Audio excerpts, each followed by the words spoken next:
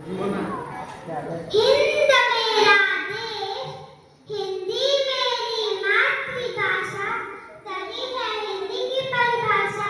आदरणीय प्रधानाचार्य जी और यहाँ उपस्थित हुए अन्य अध्यापकगण और मेरे प्रिय सहपाठियों, मेरा नाम कशिश है।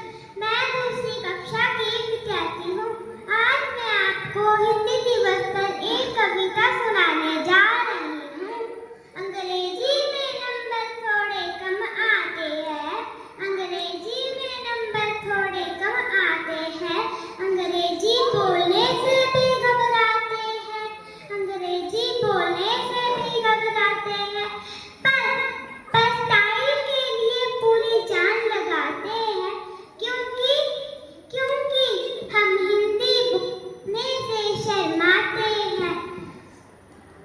माँ की आवाज़ एक वक्त था जब हमारे देश में हिंदी का बोलबाला था।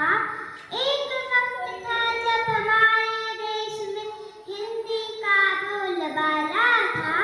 माँ की आवाज़ में भी सुबह का उजाला था, माँ की आवाज़ में भी सुबह का उजाला था।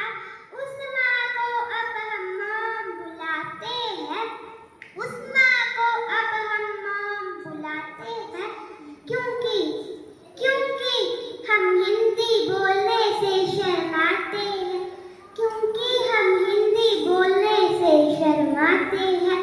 देश आगे बढ़ गया पर हिंदी पीछे रह गई, देश आगे बढ़ गया पर हिंदी पीछे रह गई।